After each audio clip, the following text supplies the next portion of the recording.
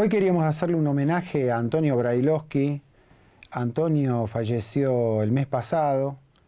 Eh, Tuvimos la oportunidad de escucharlo, los que por ahí lo veníamos siguiendo en las redes, a través de sus múltiples entrevistas en radios y en particular en una actividad que llevó adelante el periodista de Sala de Prensa Ambiental en un Zoom. Antonio tal vez fue el intelectual más importante de los últimos 25 a 50 años en nuestro país dedicado a la cuestión ambiental. Él de joven empezó a estudiar economía en su momento y a raíz de, durante la época de los militares, cuando se aprueba un producto que si no me equivoco era el defoliante amarillo, empezó a seguir esa cuestión y llevó una campaña muy importante incluso durante la dictadura. Antonio también fue convencional constituyente en su momento por la ciudad de Buenos Aires, de Cava, y cambió algunos artículos de la Constitución con respecto a cuestiones relacionadas con el ambiente.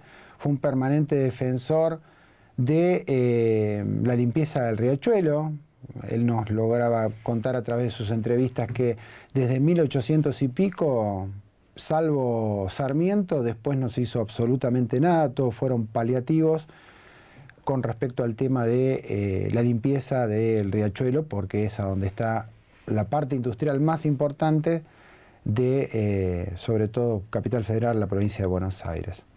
Así que una persona comprometida como él, que ha dejado de testimonio muchísimos libros, algunos de ellos los hemos tratado, por ejemplo, en este bloque, de los mayas al Quijote, ¿no?, sobre la cuestión ecológica en Iberoamérica. Queríamos recordarlo, creemos que es un referente, y escuchar un poco lo que pasaba en ese Zoom que se hizo con el periodista de Sala de Prensa Ambiental y algunas personas que se habían anotado para la especialización, digamos, a ver de qué se trataba esto de la prensa, el periodismo ambiental.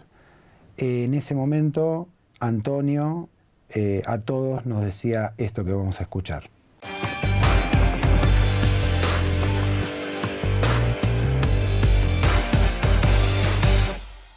Mira, vuelvo al tema de las 3 R, reducir, reciclar, reutilizar. Y yo creo que hay un engaño detrás de este tema, que es que hay que cuestionar la modalidad de producción. Las empresas están trabajando con un modelo de fin de la Segunda Guerra Mundial, algunas, otras de fin de la crisis del 30, modelo que llaman de obsolescencia programada.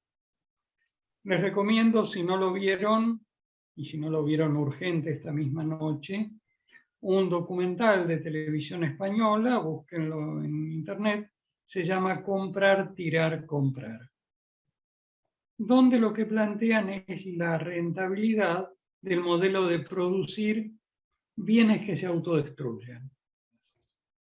Entonces, la irracionalidad de que algo te sirva 10 años y ande dando vueltas por la biosfera durante miles de millones de años, uno dice, necesitamos esa ley de envases, por supuesto, pero una ley de envases que haga algo más que decirte te cobro un impuesto, porque esa ley llamada en algún pasillo impuesto a la Coca-Cola, simplemente como todos los impuestos se le carga a un porcentaje al precio y lo paga el consumidor y después el fabricante hace lo mismo de siempre.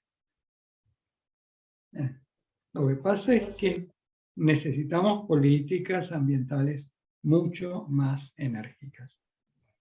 Y continuamente nos ofrecen paliativos, algunos aceptables y otros que son manotazos de ahogado. Porque además la mayor parte del plástico existente es microscópico. Está en el agua que tomás, está en los alimentos que comés. Esas moléculas están en nuestras células. Y sabemos muy poco del efecto a largo plazo de comer y beber plásticos o respirarlos. Sabemos que el organismo humano reacciona ante situaciones extrañas, ante gran cantidad de químicos, desarrollando tumores, simplemente porque le alteran el metabolismo. Y ahí enloquece el organismo, pero ¿qué tumores, de qué manera, etcétera, etcétera? No lo sabemos. ¿Y de qué manera afecta la descendencia? Tampoco.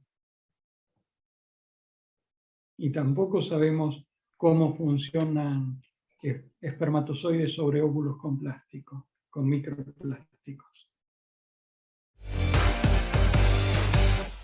Entre la cantidad de cosas, temas, problemáticas que se abordaron en ese Zoom, el último que tenemos la oportunidad de escuchar de Antonio Brailovsky y de cómo pensaba, tiene que ver todo convergía en algo que es el sistema de producción, ¿no? O sea, interpelar qué es este sistema de producción. Y él decía que en una transición energética no se trata de cambiar máquinas por otras máquinas, porque en un mundo finito, con un crecimiento infinito, el problema sigue estando presente. Lo mismo, como lo escuchamos, las barbaridades que están pasando con los microplásticos, a donde no solamente aspiramos, comemos, tomamos agua, que en estudios alemanes hechos por la Deutsche Welle está comprobado de que el problema que tiene el microplástico es infernal.